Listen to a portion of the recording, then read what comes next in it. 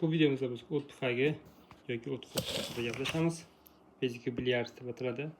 Vesicular gallbladder ruschasiga.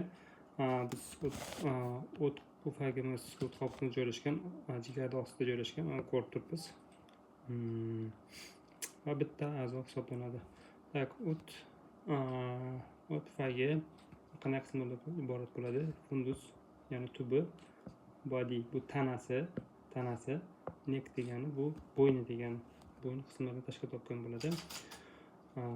Bu o't tufayimizning anatomiya hisoblanadi. Va bu yerda bizda bor spiralga o'xshagan mana kanallar bor. Spiralga o'xshagan kanallar hosil qilib, yana yerda klapanlar bo'ladi. Mana klapanlar bo'ladi. Bu spiral kanallar hosil qiladi. O't tufayli kanali deyiladi bu. Ductus cystica, o't tufayli kanali. Tak. Bu yerda rasmda inglizchasi bor, rasmdagi atamalar, o'shaning lotinchasi bor va o'zbekchasi bor. Qulaylik sifatida. Biz ko'rib turibmiz, mana bu bizdagi Ductus cysticus hosil qilyapti. Ya'ni o't tufayli kanali, o't tufayli yo'li ham deyiladi. Keyingi bu jigardan keladigan kanal hisoblanadi. Bu Ductus hepaticus communis, umumiy jigar yo'li yoki kanali. Bu ikkalasi qo'shilib bizda umumiy o't yo'lini hosil qiladi.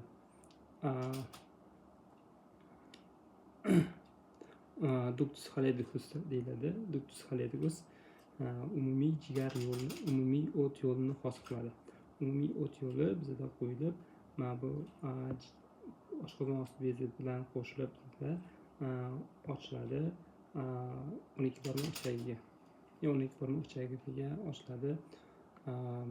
Papilla duodenum majorga ochiladi. Mana bu joyimiz, qo'shilgan joyimiz ampulla hepatopankreatika deb ham ataladi. Mana bu ikkalasi qo'shilgan joy. Tak, qon bilan ta'minlanishi esimizda bor.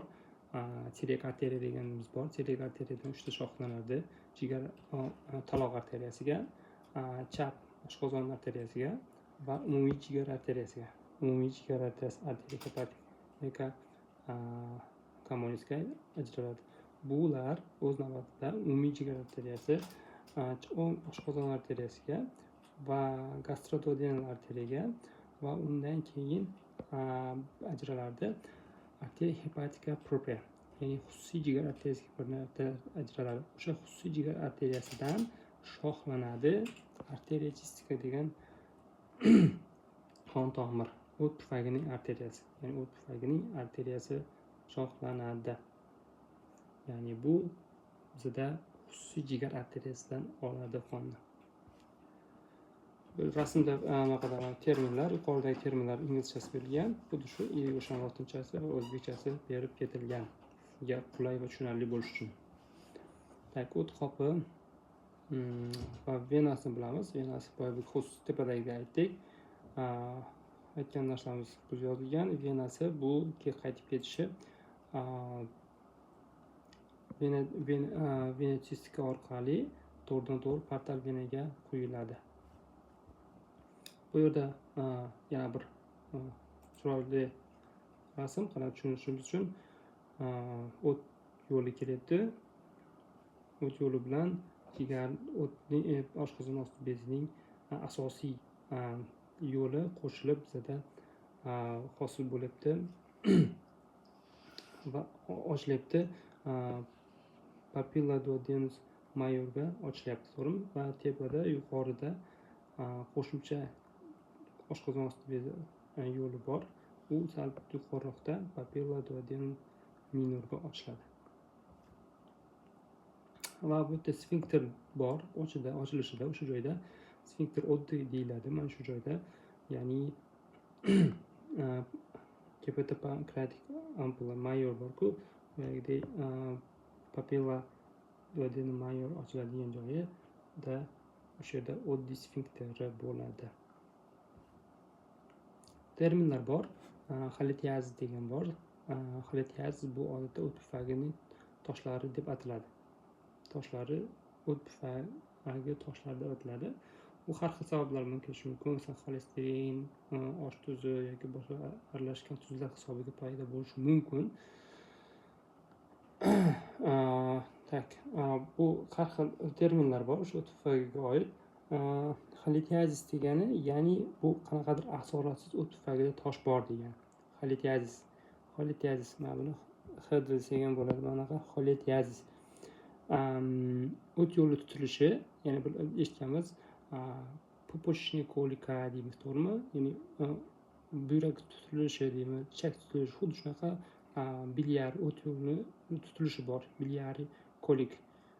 Ya'ni o't tutilishi deyiladi yoki o't tutilishi. Bunda odatda o'sha yog'li ovqat yeganimizdan keyin juda ham kuchli pриступ berib qoladi. Ya'ni o'ng yuqori sohamizda juda ham og'riqli kuchli yo'l qoladi. Bunda tosh sistik yo'lidan vaqtincha to'sib qo'yadi va shu sababdan bo'ladi. Ya'ni nima bo'ladi? Bizda ma'naviyatimizda tosh bo'ladi. O'sha tosh mana bu kelib turib, mana bu joyimizga tiqilib qoladi. Mana shunday tiqilib qolgandan keyin bizga qattiq pриступ beradi. Qattiq pриступ beradi. Shu kolika deyiladi. Ya'ni o't kolikasi ham deb ataladi shu joyimizda. Endi xolitiyazis degan tushunchamiz bor. Xolitiyazis bu o't pufagining yallig'lanishi. Bu o't pufagining yallig'lanishi xolesistit deyiladi. Xolesistit bo'lib qoldi deymiz-ku, xolesistit bo'lib qoldi. Xolesistit o't pufagining yallig'lanishi. Ko'ngillaynishi, qusish, isitma bilan keladi. Keyingi mavzumiz xolitiyazis. Ya'ni xolitiyazis o't yo'lida tosh bo'lishi. Xolitiyazis. Tiyazis bo'lsa qanaqadir o't tosh bilan bog'liq bo'lgan holat. Masalan, xolitiyazis bor, o't pufagida tosh. Xolitiyazis bo'lsa, ya'ni umumiy o't yo'lida. U qayerda bo'ladi? Umumiy o't yo'lida bo'lsa, mana bu joyda bo'ladi bizda. Mana shu yo'lda tosh bo'lsa, tosh, agar mana shu yerda bo'lsa, xolitiyazis deyiladi.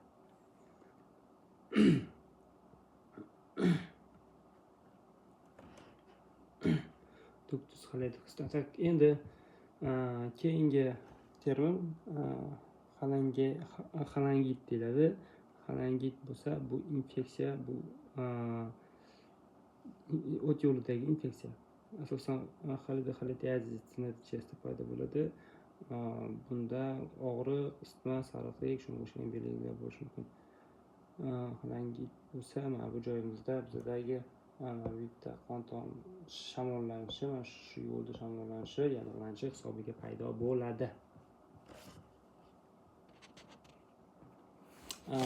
Kovod uchburchagi degan tushunchamiz bor. Kovod uchburchagi bu biz bilamiz. O't yo'li bor. Mana bu o't yo'limiz, to'g'rimi? O't yo'li bor va umumiy jigar yo'li bor. Umumiy jigar yo'li bor. Mana shu o't yo'li, umumiy jigar yo'li va boshqa tarafdan jigar bo'lsa, mana shu uchburchagimiz bizda kovod uchburchagi deyiladi. Bu asosan operatsiya vaqti qaysi biz kesishimiz kerak bo'ladi? O't yo'lini, to'g'rimi? Ya'ni o't pufak yo'lini, o't qopi yo'lini biz kesishimiz kerak bo'ladi. O't qopi yo'li, umumiy jigar yo'li va jigar bilan tashkil qilingan bo'ladi. Shuni aniqlashimiz uchun birinchi biz mana shu qo'limiz bilan o't qopi yo'lini topamiz. Bu tarafdan umumiy jigar yo'lini topamiz va tepadan jigar bo'lishi kerak bo'ladi va shundan keyin kesib boshlaymiz. Agar biz, chunki har xil anormal holatlar bo'ladi. Anormal holatda bo'lsa, biz noto'g'ri kesib qo'yishimiz mumkin. Ya'ni o'ng taraflar bu o't qopi yo'li deb aytib, mana shuni kesib qo'ysak, biz xato kesamiz. Bu umumiy jigar yo'lini kesib qo'yamiz. Shuning uchun bu muhim. Mana bu tarafdan umumiy o't qopi yo'li, umumiy jigar yo'li va mana bu tarafdan jigar.